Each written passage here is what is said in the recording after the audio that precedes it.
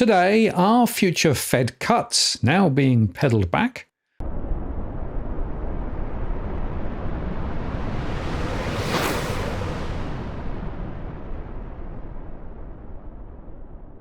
Hello again, it's Martin North from Digital Finance Analytics, web latest post covering finance and property news.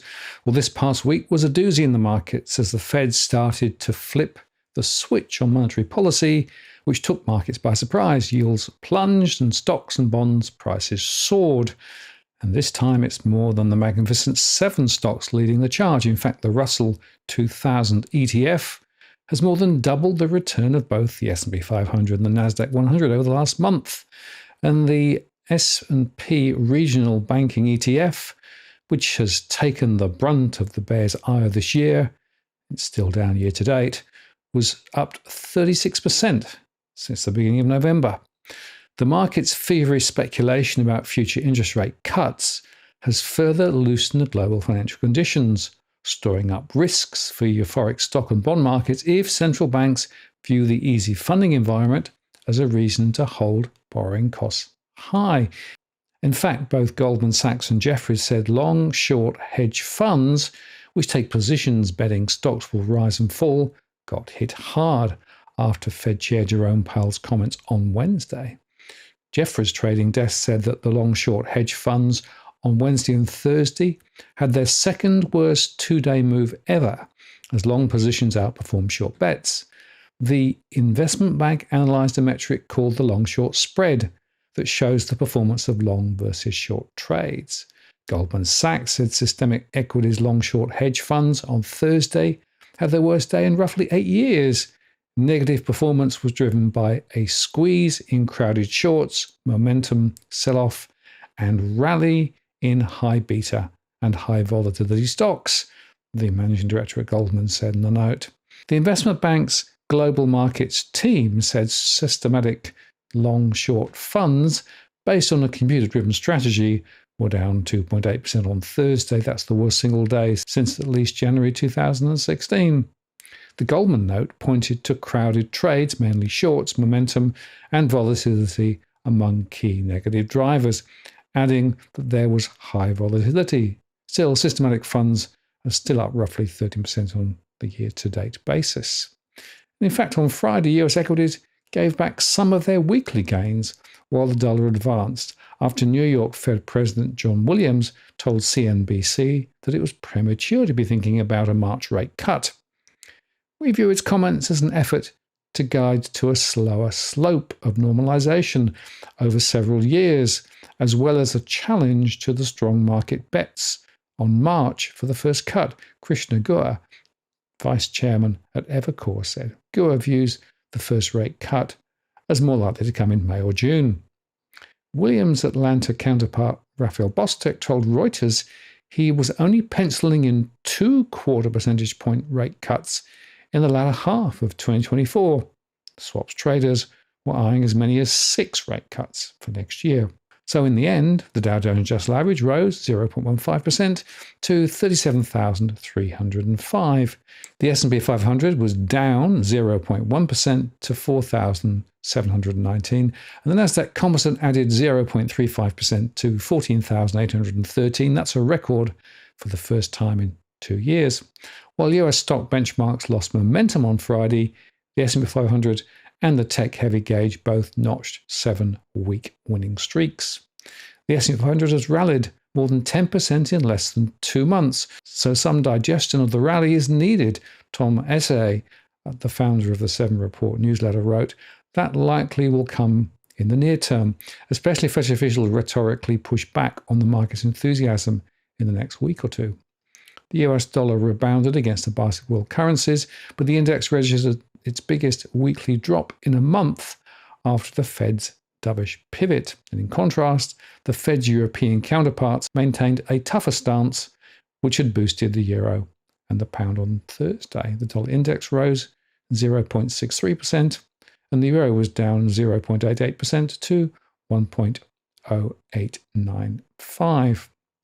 The yield on the 10-year bond, the benchmark for everything from mortgages to corporate debt, broke back below 4% for the first time since August to 3.914. And the rate on the 2-year hit 4.449, still, by the way, in a recession flagging inversion. Bond yields have been markedly volatile this year as market participants try to determine what the new normal for interest rates will be. Carol Schiff, Chief Investment Officer of BMO Family Office, wrote, "We suspect the longer-term new normal for the 10-year Treasury yield will be in the range of 4% to 4.5%. Traders had also to contend with the year's largest quarterly options and futures expiry and its potential to spark volatility. A staggering $5.4 trillion worth of contracts tied to stocks and indices went off the board on Friday. Even with Williams squelching some of the market's ebullience, the Fed's tone this week was more dovish than that from European peers. The European Central Bank Governing Council member Mardis Muller on Friday said that markets were getting ahead of themselves in betting that the ECB will start cutting interest rates in the first half of next year. And on Thursday, ECB President Christine Lagarde said the bank had not even discussed rate cuts at all. The contrast between the resilient US economy adopting a dovish stance and faltering European economies holding on to a hawkish position gives the impression that something is amiss, a senior analyst at Swissquote wrote in a note to clients. Global financial conditions, viewed as a leading indicator of economic performance, are now at their most accommodative since early August, according to a widely followed index produced by Goldman Sachs. The index, which broadly tracks corporate borrowing costs and how easily companies can tap stock markets for funding, remains close to its levels of March 2022. That was just before the US Federal Reserve and European Central Bank and other big central banks embarked on aggressive monetary tightening campaigns to bring inflation under control. Goldman's US version of this index shows conditions at the most accommodative since July the 26th. If central banks do not validate these moves, if they don't cut interest rates and they just sort of ignore it, then financial conditions are going to tighten again, they said. There is now, by the way, a roughly 67% chance that the first rate cut will come as soon as March, according to the markets, which seems overdone to me. Investors will be watching for economic data next week, including personal consumption expenditures and initial jobless claims that may sway the Fed's outlook for inflation. A soft landing, in which growth remains resilient while inflation slows towards the Fed's target, has become the base case scenario for Wall Street firms, including BMO Capital Markets and Oppenheimer Asset Management. The firms see the S&P 500 at 5,100 and 5,200 next year, compared to the current level of 4,700. Some investors believe yields will continue to fall, though. Jack McIntyre, portfolio manager with Brandywine Global, said the week's rapid drop in yields was likely aided by bearish investors unwinding their bets after being caught off guard by the Fed pivot. Short bets against 2-year treasuries hit record levels earlier this month, according to data from the Commodity Futures Trading Commission. Though yields might pair some of that move in the near term, McIntyre expects the decline to resume as inflation cools, with the 10-year settling between 3.5 and 3.7% in the middle of next year. Arthur Laffer, president of Laffer Tengler Investments, is less bullish on government bonds. The swift decline in yields is already loosening financial conditions, potentially making it more difficult for the Fed to cut rates next year without risking a snapback in inflation, he said. Laffer points to data such as the Atlanta Fed's GP Now estimate, which shows fourth quarter GDP rising by 2.6%, more than 1 percentage point higher than in mid-November. The rally is overdone, and the market has moved too fast, he said. Economic data released on Friday also signaled uptick in US business activity, but also shows the manufacturing sector continues to struggle. Oil prices notched their first weekly gains in 2 months, as the expectation of US rate cuts next year boosted the economy and crude demand, and that forced the bears to loosen their grip, with US crude settling 0.29% higher at $71.78 per barrel, while Brent settled at $76.92 per barrel, up 0.34 on the day.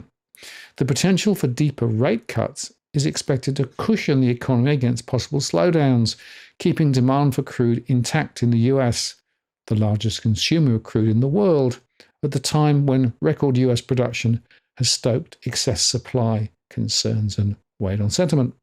We're actually producing more oil in the US as a result of energy prices being where they are, Sean O'Hara, president of Pacer ETFs, said. While excess supply or a severe economic downturn could pressure oil prices, there is still a need to refill the Strategic Petroleum Reserve, which is at the low end of capacity. China, the largest importer of crude, continues to face a bumpy economic recovery as data show consumer and investment spending increase at slower than expected paces. For 2024, oil demand in China is the biggest unknown, Louise Dixon, an analyst at Rystad Energy, told Bloomberg in a recent interview, estimating around 600,000 barrels per day of oil demand growth out of China for next year, but the bulk of that depends on how the economy performs. The International Energy Agency helped the market earlier this week by slightly lifting its oil demand forecast for 2024, but the IEA's forecast for demand is still much lower than that suggested by OPEC. Now, gold futures notched a weekly gain but dropped 0.54% on the day to $2,033 an ounce. The prospect of lower interest rates reduces the opportunity cost of investing in gold, which offers no yields and is driven largely by sentiment and safe haven demand. In fact, gold entered the US trading session on Wednesday before the FOMC at below 2,000 and blasted back above 2,000 as the Fed chair spoke. Now, it's just worth thinking about this. Gold actually averages around 29.2% gains during the previous dozen Fed rate hike cycles. So if this current one ended in late July, which looks perhaps increasingly likely, gold rallied a modest 3%. But these gains are skewed low by an unusual event leading into it, with the Russia and Ukraine conflict igniting a massive geopolitical gold spike. So gold entered this hiking cycle relatively high. European shares ended nearly flat to cap a week of rising rate cut expectations and posted their fifth consecutive weekly gain. The Pan-European Stocks 600 index rose just a little, but the MSCI gauge of stocks around the globe shed 0.06%. European stock markets edged higher on Friday, continuing the post-Fed rally, even after the more cautious stance from the European Central Bank and the Bank of England. The DAX index in Germany traded flat. The CAC 40 in France traded up 0.28%, but the FTSE in London fell 0.95%. Both the European Central Bank and the Bank of England kept their interest rates unchanged on Thursday as widely expected, but they also maintained plans to keep policy tight well into next year to combat inflation, which still remains above target. The ECB said policy easing wasn't even brought up in a two-day meeting, and the Bank of England said rates would remain high for an extended period. And by the way, Norway's central bank even hiked rates. French consumer prices fell 0.2% in the month of November, and that's an annual rise of 3.5%. And the downturn in Eurozone business activity surprisingly deepened in December, according to the closely watched surveys, which indicate the bloc's economy is almost certainly in recession. It was a broad-based decline, with activity deteriorating in both Germany and France, and across services and manufacturing. The last quarter, the Eurozone economy contracted 0.1%, according to official data, and December's Purchasing Managers' Index, seen as a good gauge of economic health, suggested activity has now declined in every month of the quarter. That would mark 2 consecutive quarters of economic decline. HCOB's preliminary composite PMI, compiled by S&P Global, fell to 47 this month, from November's 47.6, confounding expectations in a Reuters poll of an uptick to 48 and marking its 7th month below the 50 level, separating growth from contraction. The drop back in the Eurozone composite PMI in December provides more evidence that the economy is in recession, said Andrew Kennington of Capital Economics. In Germany, the downturn worsened, pointing to a recession in Europe's biggest economy at the end of the year. Meanwhile, activity declined faster than expected in France as demand for goods and services in the Eurozone's second biggest economy deteriorated further. Germany's economy is set to shrink slightly this year and barely grow next as demand from abroad is weak, government subsidies for the green transition are curbed, and high interest rates dampen activity, according to the Bundesbank. But interestingly, companies in Britain's huge services sector saw another pickup in growth this month, suggesting the economy has just enough momentum to avoid a recession, for now at least. In a significant move signalling the banking industry's shift towards digital services, Lloyds Banking Group announced the closure of 45 branches, including 22 Halifax, 19 Lloyd, and 4 Bank of Scotland locations. This development is part of a larger pattern of branch closures across the sector, with a total of 623 branches shutting down over the current year. The closures reflect a strategic pivot by Lloyds Banking Group as it adopts to changing customer behaviours, as they say, of course they would, which increasingly favour online and mobile banking solutions over traditional high street branches. But again, it's the same old, same old. It's cheaper for them to service digitally, never mind what customers want. The transition to digital bank is not unique to Lloyds, with NatWest Group revealing further plans for more branch closures, another 19 predominantly next year. This industry-wide retreat from physical branches is expected to continue, with Lloyds projecting at least 276 branch closures within its network for this and the upcoming year. A majority of those closures are scheduled for March and April next year, with additional discontinuations planned for August and November. In fact, Barclays is leading this year's retrenchment with plans to cease operation at 185 locations. Lloyd followed with 131 closures, and Virgin Money is set to withdraw from the high street, with a closure count hitting 40. NatWest is responsible for 116 closures, and other institutions in TSB, Royal Bank of Scotland, the Ulster Bank, and Nationwide contribute to the total, bringing the Lloyds Banking Group's projected closures to at least 276 by the end of next year. This, of course, is a continuing disaster, and unfortunately the retreat is often from areas that still need access to cash, which is getting harder and harder. Similar themes, of course, as in Australia. Now, in Asia, there was some positive news out of China early on Friday, as industrial production grew 6.6% year on year in November, according to data from the National Bureau of Statistics. The reading was above expectations for growth of 5.6% and accelerated from the 4.6% growth seen in the prior month. A major factor behind the strong reading was a low basis for comparison, though, given that the Chinese factories were still struggling with COVID-era lockdowns in late 2022. That said, China slid further into disinflation in November, while business activity remained weak and retail sales grew by less than expected. Most Asian stocks rose sharply on Friday, though, extending recent gains following dovish signals from the Federal Reserve, while some positive economic readings from China also added to sentiment. Technology-heavy indices were by far the best performers for the day, as expectation of US interest rate cuts in 2024 drove down Treasury yields. Hong Kong's Hang Seng Index was the biggest benefactor from this trade, up 2.58% on strength in heavyweight tech stocks. Broader Chinese markets slid, with the Shanghai Composite down 0.56% after mixed economic data came out. Weak retail sales and fixed asset investment data pointed to continued weakness in some aspects of the Chinese economy. Retail sales grew 10.1% year on year in November, but missed expectations for growth of 12.5%. While retail sales have risen steadily from the prior year, they still remain relatively weak, with discretionary spending falling sharply as consumers turned even more cautious over China's economic prospects. China's unemployment rate is around 5%. Fixed asset investment grew 2.9%, which missed expectations of 3%, as investors remained wary of making big capital investments in the country. And foreign capital flows into China in particular have dried up this year amid sluggish economic growth.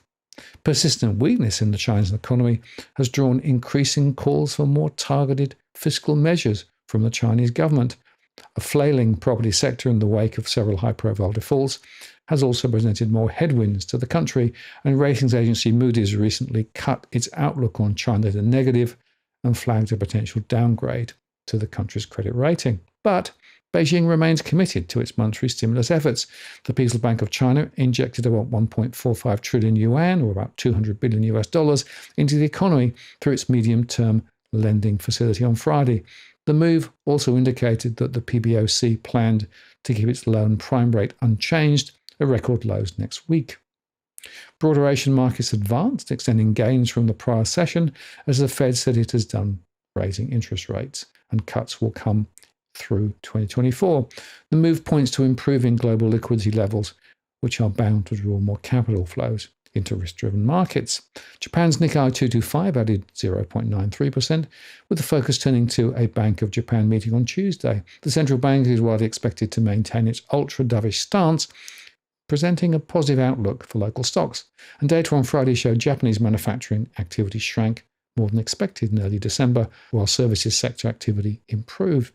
South Korea's Kospi benefited from the tech play, rising 0.76%, while Indian stocks achieved record highs on the Nifty 50 at 21,456, having marked strong gains over the past 2 weeks and increasing optimism over the Indian economy. The country is actually the fastest growing major economy, a development that has come under the ruling BJP party. The BJP clinched 3 key state election victories earlier this month, setting the party up for a strong general election in 2024. Now over in Australia, a rally among the miners lifted the S&P ASX 200 0.9% to 7,442 on Friday, as the falling US dollar boosted the price of commodities including copper, gold, oil, iron ore, and natural gas. Over a week, headlined by the US Federal Reserve's forecast of several interest rate cuts next year, Australia's benchmark share index advanced 3.4%. The Australian dollar climbed to buy 67.1 cents US at the closing bell versus 65.9 at the end of the last trading week, and it was at 52.87 against the pound. On Friday, the materials sector jumped 1.9%, with Fortescue Metals shares advancing 1.4% to a record closing high of 27.85. Iron ore peers Rio Tinto and BHP both firmed more than 2% up, and gold miners were also higher as precious metals prices reached above 2,000 US again. Copper rallied along with the rest of the base metals after the positive news from the Fed. The move unleashed a bullish tone across the metal sector, which has been under pressure this year amid concerns about tighter monetary policy of central banks and how that would weigh on economic growth and ultimately demand. Chemist Warehouse target Sigma tumbled 6.7% to 97.5 cents as the two groups pushed to get a proposed merger across the line. In fact, analysts are divided on whether the ACCC will approve the deal, and traders were spooked after the regulator knocked back a proposed merger between pathology group Helios and Australian Clinical Labs. In the tech sector, Afterpay owner Block jumped 4% to 110.80 as investors cheered plans to slash interest rates in the US.